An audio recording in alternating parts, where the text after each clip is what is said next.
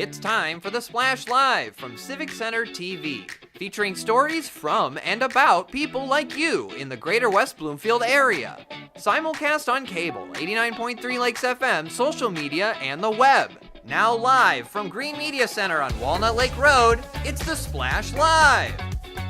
Live, local, social, it's the Splash Live on Civic Center TV and 89.3 Lakes FM. I'm your host, Jake Schaff, going over all of the biggest news and events from right here in Greater West Bloomfield. Top story right here at the top of our show, one of the most important issues to the people of Keego Harbor was addressed last night at their city council meeting, the fate and developments pertaining to Roosevelt. Our own Tyler Kieft has more.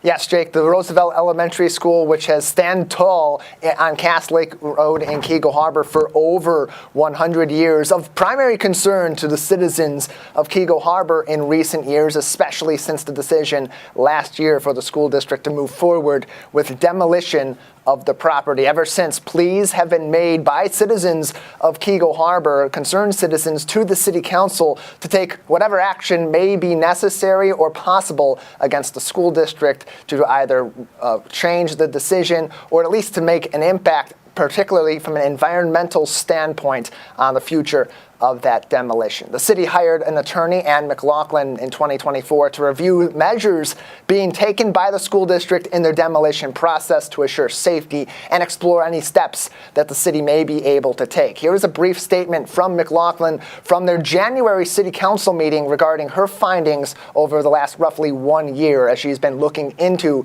the city's potential for action in this case.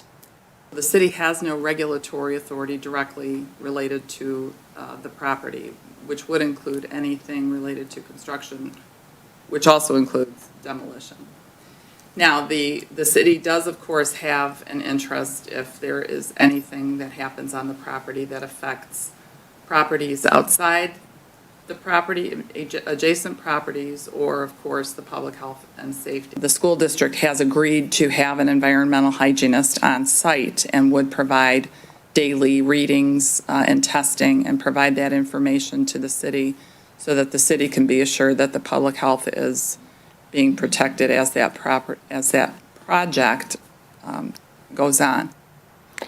Per information provided in that city council meeting, many permits have been provided to the school district's contractors for the abatement of asbestos in the building and the beginning of the demolition process by the Michigan Department of Environment, Great Lakes, and Energy, otherwise known as EGLE. So after a thorough review of the attorney's findings, City Mayor John Fletcher made it clear the city has no further jurisdiction over the school property at Roosevelt Elementary School, being that it is deeded to the West Bloomfield School District. Any decisions going forward regarding the demolition of the building are to be made by the school district. That being said, he also made it clear to the city that the city council, his office, are in constant contact with the West Bloomfield School District regarding safety measures and reviews.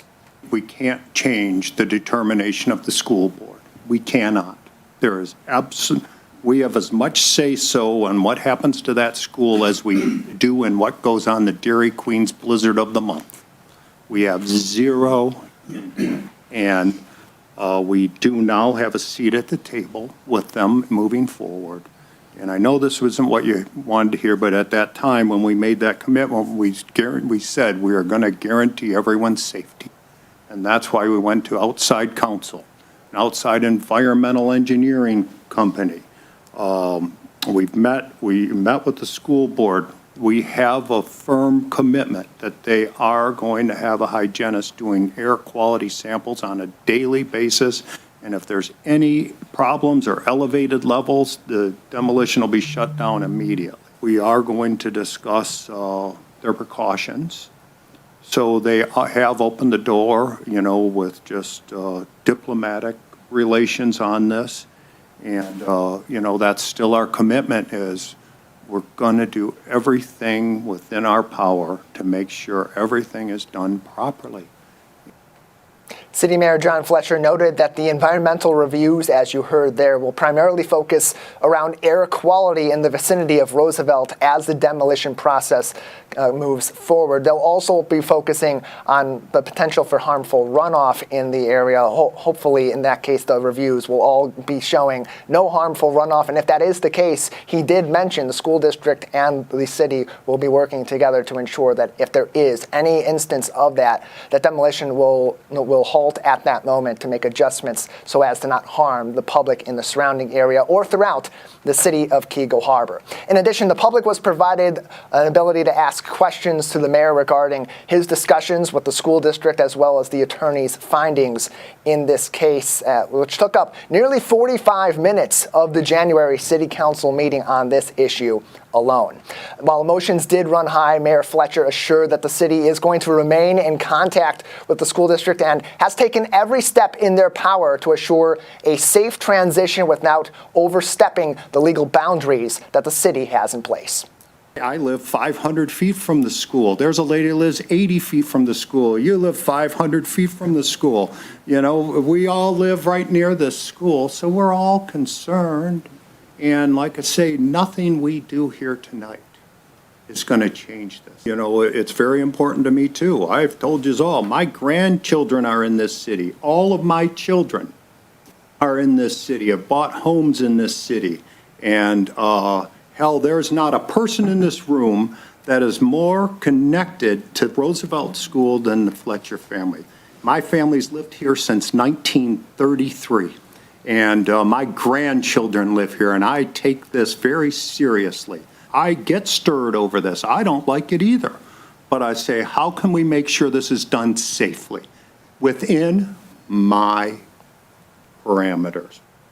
Everybody in all circles of this issue concerned for the public safety and the future of what will happen at the Roosevelt School property on Cass Lake Road, right in the heart of the city of Keego Harbor. I encourage you to look through the entirety of that city council meeting from January in Keego Harbor. It is available as we speak in its entirety on demand on civiccentertv.com. You'll get a full review of Attorney Ann McLaughlin's findings, the discussions from the city's Mayor John Fletcher and the West Bloomfield School District, and what action can and may be taken in the future by the city as this demolition process goes forward. A very heartfelt plea from the city and a very heartfelt plea from the people of the city to keep this issue close to heart, as it really is quite literally close to home in the heart of the lakes. Jakes.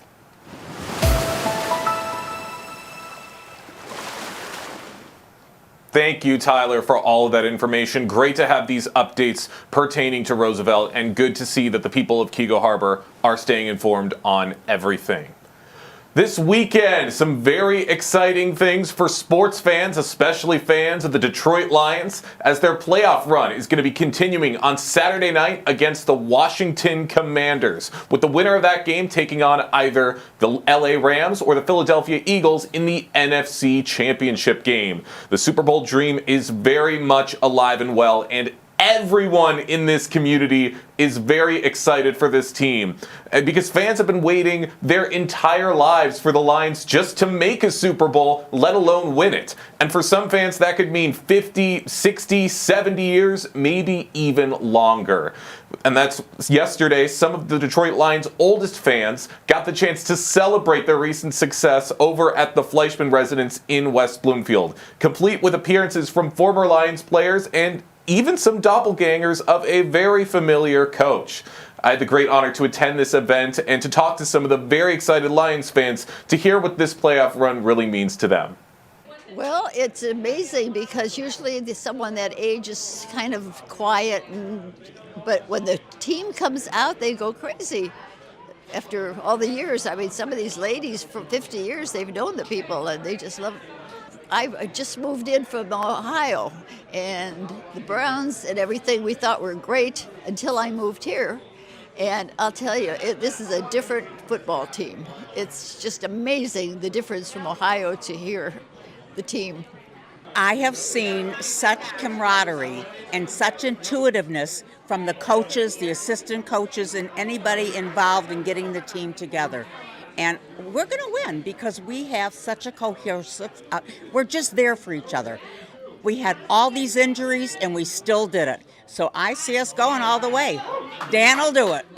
Is this unlike anything you've seen from the Lions community so far? Yes, I think this has just been amazing. I think the things that we do here at Fleischman and Muir and this whole campus are so involving, and they just make us as seniors know that we're important too. And I'm 82 years old, and I'm proud of it, and I just love the city. I love everything about Detroit, and we are a sports city, and we are going to win.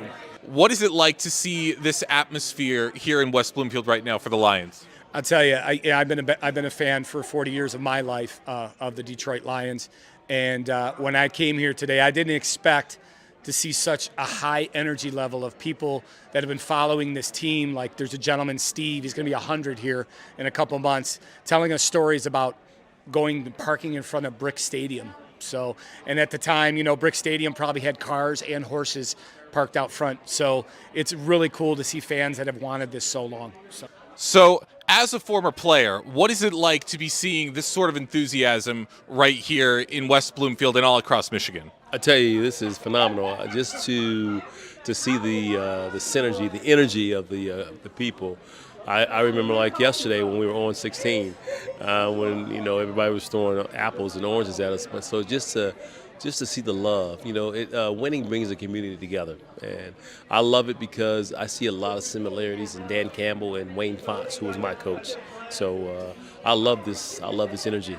Everybody's put their heart and soul. You don't follow a team 10, 20, 30, 40, 50 years without investing your emotions and investing your ups and downs, your highs and lows. Superstitions come. The players do it all the time. I know players that do it, but everybody feels they've invested so much, and we're really excited to possibly see all our investment pay off. And there's no better place here in West Bloomfield with the seniors here who have put in so much into their Lions retirement plan that they're going to see it pay off this year. Jared Goff! Jared Goff! That is perfect. That's the excitement you love to see from all of these fans. And it was so great to be able to be there to meet these Lions fans firsthand, because Lions fans are some of the most patient and devoted fans you will find, not just pertaining to football, but with sports fandom in general. And it was great to see their emotions and great to see their enthusiasm and to hopefully see this team finally go all the way. So great times to be had there at the Fleischman residence. This weekend, we are going to be spreading the message of Dr. King's legacy as the United We Walk event is going to be taking place on Sunday. The event was founded in 1995 to honor Dr. Martin Luther King Jr.'s legacy, emphasizing diversity, unity, and the value of every individual. And we have one of the big speakers at this event right now joining us on the Splash Live, founder of the B Team and speaker and leadership consultant, Dr. Roy Bishop, joining us right now on the Splash. Dr. Bishop, good morning. Good morning. Good morning. How are you? Really, really good. Glad to be having you with us and glad to be getting into this conversation because this is a very big event that's going to be taking place right here in West Bloomfield. And what does participating in United We Walk mean to you personally, and how does it reflect your values? Great question. I mean, it means the world to me I'm honored to be asked to be a keynote speaker at the event because it really does build community. And so when we talk about my values, my morals, my beliefs, it really does take everyone. And unity starts with you. Each and every one of us, we have a job, and that's to be a leader. And we have to lead ourselves in a way that we can model for others what it means to create a world where everyone, and I mean everyone, can have their needs met. That's absolutely right. And I love what you just said. Unity starts with you. That's something very important everyone should take into mind. And the theme for this year's event is building bridges of unity. Talk about what that message means to you and how do you think this event is going to help achieve this goal? Absolutely. When we talk about unity, building bridges, with me working in the school system, it's really bigger than the school system. It's about our entire community coming together, having the same vocabulary, and really not only just reflecting on the legacy that Dr. King has left for us or the work he's done, but also taking action. And I think sometimes we think those actionable steps have to be really large in nature. They can be very small as long as we are doing and continue to do 1% better every day to make the world a better place. That's right. Every little bit helps to achieve these long goals. They don't just happen immediately. It takes a lot of work, but every little bit helps. And you're going to be working with this event, and you're going to be working alongside a lot of the younger members of the community who are also going to be helping to promote Dr. King's message of unity and diversity here in West Bloomfield. What does that mean to be working with this next generation of free thinkers and advocates? That means the world to me. When you think about our youth, they really are our future. And what we're doing now is really building that bridge for them to be able to take over. And I've seen so many great things from our youth as far as them contesting norms that are there that should no longer be there, them challenging traditions that we have to think about differently, and having this innovative mindset where, like, how can we do this differently, even though we've done it before in the past this way? What could the future look like for us? So for us to continue to not only be innovative, but to make the right amount of progress, we need to make sure that we are not only listening to our students, but creating opportunities for them to be able to share their voice and for them to really take part in the work. And that's one thing that I'm excited about being a part of this event, is that the youth who are actually co-chairing this work are actually doing the work. They are there, their voice is being represented, and they're helping create the future that they want to see. That's absolutely right. For those just joining us right now on The Splash, we have Dr. Roy Bishop, the founder of the B Team and a speaker and leadership consultant, joining us right now on The Splash to talk about his role as a guest speaker for this weekend's United We Walk event. And Dr. Bishop, you just spoke about this a little bit, but how do you think students and younger generations can continue to help carry on Dr. King's legacy right now in today's world? A great question. I think continuing to have a voice, I think continuing to stand up for what is right. For me, at least for me, in my leadership journey, when I see some of the youth and what they're doing and how they are really fearless, that helps me sometimes get out of my own way to create those opportunities to continue to advance Dr. King's mission and vision. So for our youth, the message continues to be, continue to be you, show up every day, continue to do the right thing, and continue to inspire even some of the adults who may not be ready for the progress that needs to be made, but who can continuously be pushed in that direction so that we're continuing to be 1% better every day.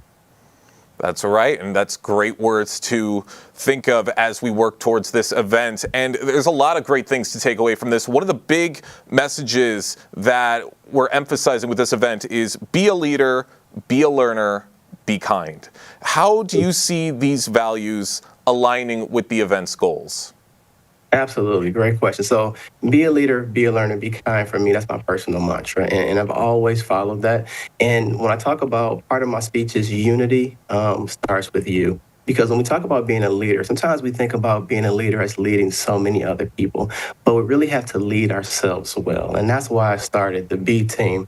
Is because it's an opportunity for us as leaders to work together to make sure that we, as leaders, are doing everything we can to make sure that we are not only modeling, but we are supporting future leaders in the world. So when we think about being a leader, being a learner, being kind, being a leader is simply standing up for what's right. And it can happen in multiple ways. We have to be activists, and we have to be people who focus on making the world better. When we talk about being a learner, we have a lot to learn. We have to learn from our failures, learn from our successes, so that we don't repeat some of the same things that's holding back the progress that needs to be made. And then we talk about being kind. Being kind, I know we think is very intuitive, but we have to be kind not only to ourselves and to others. I think a lot of the situational things that we have throughout the world can just really be stricken by being kinder to ourselves and to others as leaders and learners. Those are great words to take into consideration. Dr. Bishop, I want to thank you so much for your time. One more quick question before we let you go. How do you think an event like this is going to help things for the future in West Bloomfield with future events like this one? Absolutely. I think when we think about futuristic things, we think about the community. And I know for a fact that Ms. James spoke about this when she was on your show recently. When we think about the community, it really takes a community. This can't be one person's initiative or one group. We as a community have to come together, and we have to find a way to make sure the needs of all individuals are met. When we think about progress, we think about becoming better and challenging those systematic things and thinking about what is it that our youth needs that we potentially maybe did not have when we were growing up, and how do we get them access to that? And that's really our goal, is to build that community, continue to challenge those systems, and think about ways of how we can come together to share all of our different experiences and make the world a better place. That's absolutely right, and those are great goals to live by. Dr. Bishop, founder of the B Team, we thank you so much for your time here on The Splash today. Thank you very much. Have a good day, and go Lions. Absolutely, go Lions. And great things to look forward to with the United We Walk event that's going to be taking place this Sunday, January 19th. But great things to look forward to. Young minds are always learning, and at the West Bloomfield Township Public Library, kids have a new way to do just that. Civic Center TV's Kevin McIntosh takes us inside the children's area to highlight on a hands-on feature that's capturing imaginations. As technology and play combine to spark young imaginations, the West Bloomfield Township Public Library has introduced a new interactive play table in their youth services area. It's an engaging way for kids to learn while having fun. Today, we take a closer look at that table to see how it's making a difference for families in our community. I like it's another activity to do at the library, and we did the matching game, which seemed to be the most fun, right? You matched? Yeah. It gives us another option. Although there's already so many options, this is just another great option to have for us. The interactive play table offers children a chance to learn through play with activities designed to develop critical thinking, problem solving, and creativity. We asked how the interactive play table contributes to the library's ongoing commitment to creating innovative spaces for families to connect and grow. The table has, I think, 12 different options of different games. We've got some math, some science, some geography, and it has things from toddlers up until about age 12, so a wide range. For families in West Bloomfield, the interactive play table has quickly become a favorite feature of the library's youth services area. By combining fun and learning, it creates an enriching experience that keeps kids engaged and curious. So it does both of those very well. There are some educational games, and it is very entertaining. The kids will want to come back and play with it more and more. The West Bloomfield Township Public Library continues to innovate and inspire, offering new ways for children to learn and explore. Whether you're coming in for a book or a fun activity, the West Bloomfield Township Public Library's interactive play table is just one more reason to pay a visit. From the West Bloomfield Township Public Library Youth Services area, I'm Kevin McIntosh, Civic Center TV. Every time I see one of these new toys that the kids are playing with these days, all I'm thinking is that I wish I had something like that when I was their age. And I don't know if that makes me just feel old or just feel really jealous. But thank you to Kevin McIntosh for going out and getting that story. It's an incredible resource for families right here in our community. And to learn more about the interactive play table and other programs with the West Bloomfield Township Public Library, you can visit their website at wblib.org to learn more information and to stop by the library and give that table a spin for yourself. Things are continuing to move on here in the community, but of course we're also looking at national news with some big stories, one of which, of course, being the wildfires that are currently taking place in Los Angeles. Wildfires have scorched tens of thousands of acres across Los Angeles, Ventura, and San Bernardino counties, leaving 25 people dead and thousands of homes and businesses destroyed. And it's very disheartening to see all of that destruction. And we have someone joining us right now with connections here in the four communities who's currently living out in Los Angeles. Mike Capera joining us right now on The Splash. Mike, great to see you. Good to see you, Jake. Thanks for having me. Absolutely. Glad to have you with us. Now, you have connections here because we've actually had your wife, Rachel Capera, who is an artist and a Sylvan Lake native, on our show in the past. So you have ties to this community, but you are currently out in Los Angeles and you have seen these wildfires firsthand. Describe what the environment was like the night before these wildfires began. It was pretty crazy. The winds were just insane. I drove my son to soccer practice that night, and like driving down the freeway, it was just there was debris blowing everywhere. It's crazy, but multiple trees had fallen over. I've never seen anything like it before. I dropped my kid off at soccer practice, and I went to a grocery store to run some errands, and I got a call saying that the facility where they were practicing had lost power, so I had to go back. So it was just craziness. And at that point, no one really knew of how bad the fires were going to be because it was just like crazy wind, But you could already tell that the winds were creating tons of damage with the fallen trees, power lines, never seen anything like it. I know. It's just one of those things where you're having a typical day, a normal day, everything's fine, and things can change that quickly, and suddenly everything is different. So I can only imagine what you had to see firsthand. And these fires have been going on for a while now, but they are being contained. What can you say about being a resident of Los Angeles at the height of these wildfires? Well, I think the height was Wednesday, January 8th.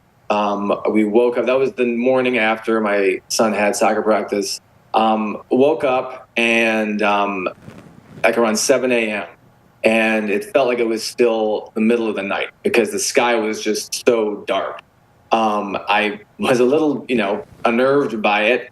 And I looked out the window and I was like, what the heck? You could see like where the smoke ended, like far in the distance. I could see actual blue sky. But then the entire sky above us was just dark, reddish black. And kids got up. We started getting ready to go to school. But at one point, my wife said, yeah, I don't feel comfortable sending them to school today. Just because you walk outside and it smells like a campfire. And so we decided to keep them home from school. And maybe about an hour into the school day, LAUSD announced that schools were closing anyways. So if you did bring your kids to school, you had to come and get them. And we kind of just hunkered down that entire day. For us, it was really bad, as I imagine for other people too. We lost Wi-Fi. We were lucky we actually had power. A lot of houses around us lost power, but it was scary for me because we didn't have Wi-Fi. My cell service where we live isn't that great. So I didn't know if I was even going to be notified if we had to evacuate, or I didn't know how that would work if I didn't have cell service.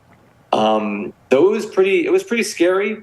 Our house was never in immediate danger, but, like everyone else in LA, we felt the effects of the smoke and ash. Well, it's great that you and your family are safe, first and foremost. That is most important, and it's great that things didn't get worse for you guys. But what steps were you guys taking to prepare yourself for the possibility of evacuation or worsening conditions? Well, we actually decided to leave that day around 4. Because of the sort of the unknowns. We didn't know what the air quality was going to be like. We didn't know if we'd have to be inside, if school was going to be canceled. So we packed all of our important documents, like passports, birth certificates, all that stuff. We packed it all up and we drove. My wife, Rachel, her aunt lives about 7 hours north of here near Lake Tahoe. So we're lucky we had a place to go to. But we were able to drive up there and kind of hunker down there until the air quality got better. But yeah, it really taught us that we need to have stuff ready to go. Have a go bag. I think that's what they're calling it. If you do have to evacuate for any reason. That's right. Danger can come at any time, any place, any day of the week, and you always have to be prepared for it. For those just joining us right now on The Splash, we have Mike Copera, who is a Los Angeles resident with connections here to Michigan, talking about his experience in witnessing the Los Angeles wildfires firsthand. Now, Mike, as somebody with roots in Michigan, how do you compare the climate and weather-related challenges that you experienced in Michigan and you're now experiencing in California? That's funny because my parents still live in Michigan. They live in Boyne City. I grew up in Troy and spend a lot of time over the summers in Sylvan Lake, where Rachel's dad lives. And growing up there, the primary weather-related emergencies, I believe, were tornadoes and like winter blizzards. And I think that, growing up, you knew what to do when you heard the tornado warning or the sirens, or your parents told you, there's a tornado coming. You go down to the basement, right? You go down, you have a place, you have something to do. Or if there's a blizzard, for me, blizzards were scariest when we were actually on the roads. I remember driving with my dad up I-75 once, and we couldn't see more than like 10 feet in front of us. And it's like, at that point, you kind of just have to like trust that you can see the taillights of the person in front of you or the lines on the road. But yeah, I think what I learned from Michigan weather-related emergencies that can apply to LA-related emergencies is to know what to do beforehand. For tornadoes, you have a place to go. For wildfires, you need to just have a to-go bag and have a place to go that's many, many miles away, I guess, not your basement. That's absolutely right. Make sure you have those precautions in place. And how do you think that this experience and what you've seen changes your perspective on environmental and disaster preparedness? I think it's just really apparent that there's going to be a lot more crazy events like this that we have to be ready for. A few days before the fires, I was seeing all of the crazy blizzards that are affecting a lot of the other parts of the United States, including my parents in Boyne City. They got like 2 feet of snow dumped on them in the past week. There's just going to be a lot more extremes, and we have to just accept that and be ready for it. And yeah, I think something that my family has discussed and we're continuing to figure out is, where do we meet if we're separated? If my wife is teaching at her school in downtown LA and I'm at home and the kids are at school and, we can't contact each other for one reason or another, where do we meet up? That's,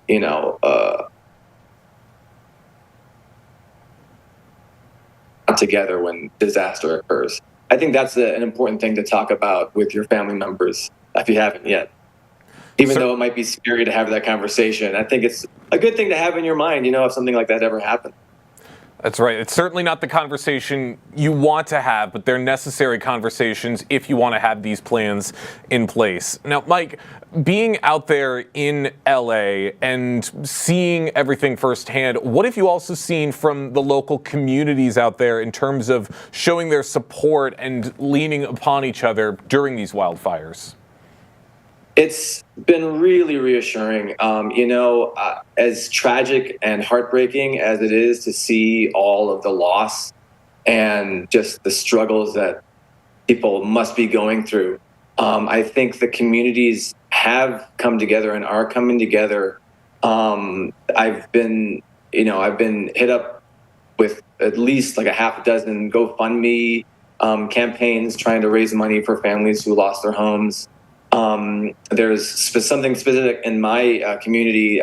They're organizing I think they're calling it like a free shopping day or something where you can come. This is tomorrow, actually. You come and you bring clothes and you bring essentials like baby items that you can donate, and they'll all be in one location. And anyone who's experienced hardship or loss can come and just have at it and take whatever they need. And it's really that's encouraging. The community gets behind one another. Love to hear about all of that encouragement. Mike Capera joining us right now on The Splash Live, Los Angeles native with ties to Sylvan Lake, talking about his experience in witnessing the Los Angeles wildfires firsthand. I got a couple more questions for you, Mike, before we let you go. From your perspective, what measures should be taken to properly mitigate the frequency and the severity of these California wildfires? I'm not a fire or policy expert, but I think that, kind of the no-brainer would be that you need to give enough funding to fire departments. I think that I don't know what the funding situation is like in LA or other parts of California, but you need to make sure you have enough firefighters. You need to make sure you have adequate resources for them. And then as far as like what people can do on their own, I think brush clearing, making sure you don't have like debris around your house. The winds are something you can't really control. You can't. And that was what clearly drove these fires. You can't control the wind, but you can control what can burn to a certain extent. So I think just, monitoring, burnable areas more effectively and keeping that fire department well staffed and well funded is all you can do. Very wise advice to keep in mind. Last question for you, Mike. As we do try to relate everything back to here in Michigan and here in West Bloomfield, how can West Bloomfield communities educate residents about wildfire prevention and preparedness, even if it is a lot less common here as it is in California? That's a good question. I think you just have to pay attention and follow what's happening in LA and follow what's happening elsewhere with regard to the wildfires. And I do think that the same rules apply anywhere. Houses burn down everywhere, no matter if you're in Michigan or California. And I think it's just having an awareness of cleaning up your place, making sure that if you have dead leaves, dead branches around, clean them up, and don't leave the stove on. Simple little tips like that can help make a big difference. Mike, thank you so much for your time today here on The Splash, and please, for you and your family, please stay safe out there. Thank you, Jake. Thanks for having me. It's a scary thing to be seeing these fires firsthand, and we really appreciate Mike coming on the show to talk about what he's seen and what his family's seen. And it's just really, really great that him and his family are safe right now. And it's important that everyone watching this stays safe as well. We're going to take a quick break and jump into some more stories right here on The Splash Live right after this. Live, local, social, it's The Splash Live on Civic Center TV and 89.3 Lakes FM. We'll be right back with The Splash Live. Find local municipal meetings at our program schedule on civiccentertv.com. Find when your meetings air live or when they're replaying on our Civic Center TV live stream. Find it all at civiccentertv.com and click schedule at the top of the screen. Last week, Brandon met a girl on a dating app. One day after work, he finally found the courage to ask her out. No answer. He started to panic. Was he being too pushy? Maybe it was too... Hey, sorry I didn't respond. I was driving.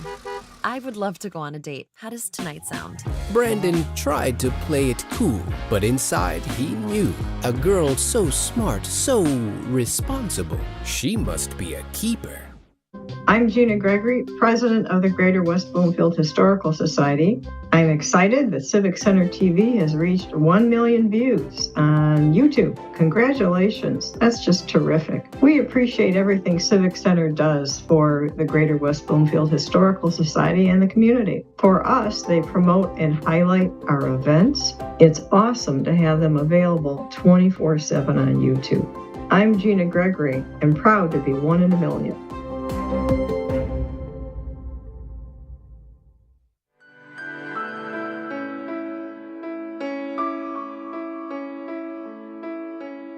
What people are watching in Sylvan Lake, Civic Center TV, and 89.3 Lakes FM.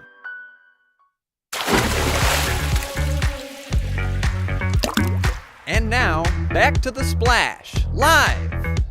Live, local, social, it's The Splash Live on Civic Center TV and 89.3 Lakes FM. I'm your host, Jake Schaff, going over all of the biggest news and events from right here in Greater West Bloomfield. The days are counting down to the West Bloomfield Diversity Task Force 2025 Black Expo. The Black Expo is an annual celebration of Black History Month featuring booths, demos, and displays to highlight Black-owned businesses, careers, and community resources. And that event is scheduled for Saturday, February 22nd, 2025 from 1 to 4 p.m. And here to tell us more about this year's expo, we have a member of the West Bloomfield Diversity Task Force, Denise Moore, joining us right now on The Splash Live. Denise, good morning. Good morning, and thank you so much for inviting me. Absolutely. Love to have you with us. Love to be hearing about this upcoming event right here in West Bloomfield. And I want to get into this a little bit. What inspired the creation of the Black Expo, and how have you seen it evolve over the years? It actually started, and I'm not a founding member. I think Sherry Ann Winter, along with now current trustee Vincent Kirkwood, were some of the founders of it. So, and we all miss Sherry Ann. Just wanted to put that out there so very much. This was like her baby. So they wanted to bring together, a sense of community around entrepreneurs and small businesses within the West Bloomfield area. So that's kind of like how it started, and evolving every year. Every year it's getting bigger and better. That's great. And you're absolutely right. It is great to see all the work that Sherry Ann has done to help make this event what it is. And obviously, may she rest in peace. And how does the Black Expo contribute to fostering diversity and inclusion right here in West Bloomfield? Well, you know what? I think the main vision of the Diversity Task Force is just that, bringing together a diverse group of people from all races, religions, and ethnicities and cultures to come together for the common good of the community. And so with that being, the highlight for Black Expo, now, featuring Black businesses within the community to let them know that we're here, whether it's small, in-home, or a brick and mortar, that we're here to serve with quality and excellence. That's right. That's all you could ask for. And that is exactly what these businesses are going to provide. And could you share some examples of some vendors and some organizations that we might be seeing at this year's event? Absolutely. And like I said, we're growing so well. So I think this year we have over 70 vendors ranging from jewelry, arts and crafts, music, and most importantly, food. So got a number of vendors coming out to support. And so we're looking for the community to come out and support us as well on February 22nd. And this all sounds amazing. Can't wait to see how it all turns out. For those just joining us right now on the Splash Live, we have Denise Moore from the West Bloomfield Diversity Task Force joining us right now on the Splash Live to talk about the upcoming 2025 Black Expo that will be taking place in February. And the Diversity Task Force works year-round to promote and celebrate cultural, ethnic, and religious diversity in the community. What are some ways that they help to do that? That's a very good question, because it's not just about one and done. It's about the sense of culture and religions and ethnicities across the board. So we may have like Meet Your Neighbor, we'll present that, and that brings out, all different types of families from all different types of backgrounds. And then we have Juneteenth, that'll be coming up in June. So different opportunities for neighbors to get together from all walks of life within the West Bloomfield community. We're so very honored to put these things on every year so we can get to know each other, learn from each other, and grow our community with that unity. That's I think that's the biggest thing, is bringing together like-minded people, families across the West Bloomfield area, the greater West Bloomfield area as well, and to just have that unity, that sense of family and belonging. And so that's very important to the Diversity Task Force. And so we're just proud to be able to do something like this on an annual basis and year-round. And yeah, I've had the chance to attend some of those events like Juneteenth and the Meet Your Neighbors event, like you mentioned, and you absolutely see all this camaraderie and these connections start to form, and it's always so great to see. And how can West Bloomfield residents get involved with the diversity task force if they want to become a part of the team themselves? Oh, I'm so glad you asked that question. It's under West Bloomfield Park. So you would go under, I think it's wbparks.org. And we're always looking for sweet, loving families to come and join us from all walks of life, from all backgrounds, because that's the whole point, is to bring our Chaldean community, our Asian community, our Black community, whatever ethnicity or nationality you are. We want to see you come out and join the force and just have a little fun, get to know each other, and bring wonderful programs through for the community at large. So yeah, wbparks.org.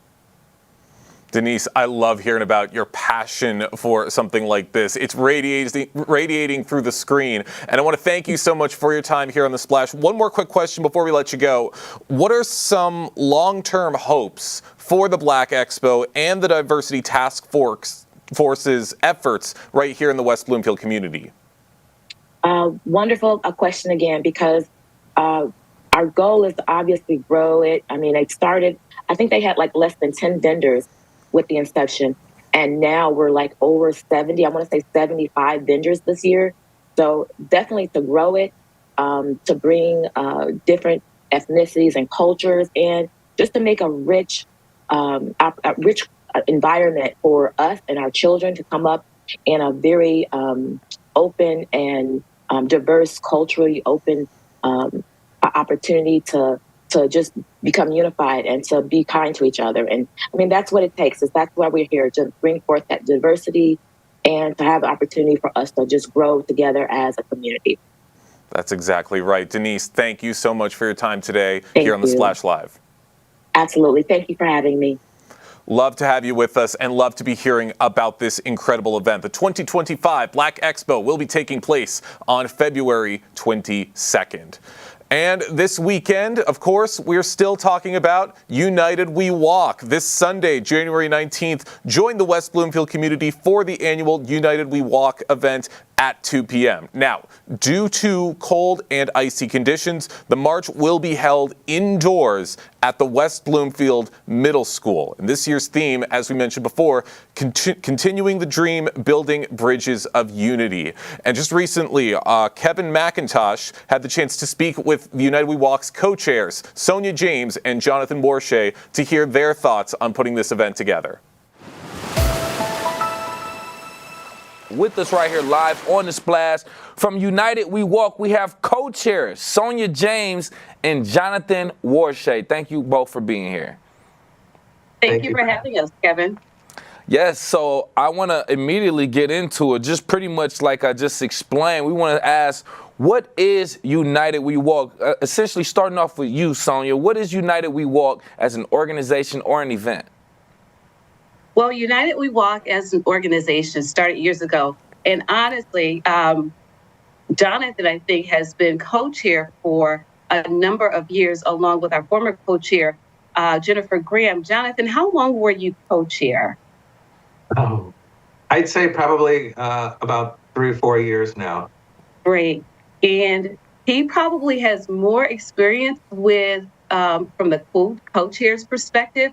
So I'm going to let Jonathan answer that first, and then I'll chime in. Is that okay, Jonathan? That's great. So, okay, great. I think the biggest thing is, it's part of the school district, getting the students involved, and then that way we get the parents and the rest of the community involved as well in terms of furthering Dr. King's legacy. I'd say that's the biggest thing with our organization. And then it started with the walk that had been around the high school, and then we've just sort of added other activities and events with it. Okay. Great. And one of the big things and the purpose behind United We Walk is a time for the community to come together and to celebrate the life and the legacy of Dr. Martin Luther King Jr. Mm-hmm. And as a school community, and not just the school community, as a West Bloomfield community, incorporating the schools and citizens of West Bloomfield, it's time for us to reflect, to celebrate, and to also think about how his work continues and what do we do as a community to acknowledge and honor his legacy. There you go. I love that. I love that. So let's dive a little bit more into it. A little bit more. Jonathan, going back to you, how has the United We Walk evolved to meet the changing needs and values of the Greater West Bloomfield community, especially since being established in 1995 BC before Corona? That's a good one. That is a good one. So, originally it was more of the walk and a program. So people were not necessarily active participants. We've added service projects that are not only on that day, but also year round to make especially the students active participants in furthering Dr. King's legacy. So I'd say that's probably the biggest change since the beginning. Okay. Because that day is a focus on a day of service, right? Mm-hmm. And that's what a big part of Dr. King's legacy, that service piece. And it has evolved into those community service projects and opportunities for our students, our families, and the community to be a part of those different projects that we have going on for United We Walk. Perfect, perfect. And just to reset the show again, with us right here live on The Splash from United We Walk, we have co-chairs Sonia James and Jonathan Warshay talking about the event, the details of it, and what we can expect. Now, Sonia, going back to you, there's a theme for the 2025 event, United We Walk, continuing the dream, building bridges of unity. Seems very, very impactful. With that being said, how do you feel like this thing resonates or will resonate with both the challenges and the opportunities faced by the Greater West Bloomfield community? One of the big things about West Bloomfield as a community, we truly are a community because as Executive Director of Educational Equity for the district, I'm also part of different organizations or different groups. And one of the things with regards to United We Walk, and I think about the work that the West Bloomfield Parks and Recreations are doing with their, their diversity task force, right? Mm-hmm. The work that that's being done in different segments of the community, it helps bridge us together as a community. It recognizes that we as a West Bloomfield community, we are diverse. It recognizes that we as a West Bloomfield community have people from different walks of life, be it ethically, be it socioeconomic, and then as a community, how we come together, united. Yeah. And I think about like Juneteenth, how the community came together for that. I think about just the work that is put into recognizing and honoring each and every individual in West Bloomfield, in each and every religion, each and every background. So it doesn't matter what walk of life that you come from. When you come to West Bloomfield, you will see people of diverse backgrounds and different groups. And you will see a coming together of that and a seeking to understand who we are. So that theme in terms of building bridges of unity is something I think that we are doing a pretty good job of as a community. Are we perfect? No. Is it a work in progress? It is. Because on that day, if you look at who's a part of our membership, a part of our committee, it is a diverse group of different people from different walks of life that are helping put together the United We Walk. Yeah. So it's not just Jonathan and I. Right. It's Jonathan, it's I, it's other community members, it's social organizations, it's our fraternities, our sororities. It is everyone coming together on this day to build that bridge because we know that there is a lot of work to do, and we know that there are things that we have accomplished, and there's so much more. And when I look at all the opportunities and possibilities, it's us continuing to come together to do this work hand in hand. Perfect. And I love how you use the example of the West Bloomfield Diversity Task Force and everything that they're doing within the community to kind of tie it together and say that that's an example of us building bridges of unity right here within the community. So thank you for that response and that context also, Sonia. Jonathan, with you, I want to kind of incorporate or talk about the fact that there are student co-chairs of United We Walk. With that being said, how do you incorporate the voices and the leadership of the students in planning and executing this event? So the student co-chairs are full members of the committee, so they have as much voice as any of the adults, and they do take the lead with several of the activities and run with it. I've always been inspired about how really involved that they want to get, how meaningful it is to them. Excuse me. So they're really a vital part of our committee, and they're really an inspiration to us all. And with that being said, just adding on to that, Jonathan, what role do you see service projects and children's activities playing in fostering a sense of unity and engagement during this specific event? So we have so the student volunteers as well as adult volunteers work with the children on whether it's reading to them or on the service projects themselves. So everyone is together, working together for really a common cause that's service to others. And I think that just sort of builds a wonderful spirit around the entire event. I would like to say so myself. Anytime we talk to business leaders, owners, authorities within Greater West Bloomfield, more than likely, if they're doing something, they have other organizations, other people involved, and we love to see that people coming together to accomplish great things for our community. With that being said, joining us right here live on The Splash, United We Walk co-chair members Sonia James and Jonathan Warshay talking about the United We Walk 2025 event coming up. Now, just a few more questions before I let you go. Sonia, with you, in what ways do you see United We Walk extending Dr. King's dream beyond the event itself into everyday life in West Bloomfield? You know, that's where I talk about those possibilities, those opportunities, with regards to not just it being an event for January 19th, but thinking about how as a community that we continue to live out the life and the legacy in our works and our deeds and in our actions. Again, it's those different organizations within West Bloomfield, as well as working with United We Walk, to really think about what does it look like every day of the year, right? And it's some of the continuous events that we do as a community. Like I mentioned, Juneteenth, that's one of the events. There's several different events that happen throughout the year that also encompasses that life and the legacy. I want to go back to something that you asked Jonathan about with regards to the student co-chairs. I'll be meeting with them later on today.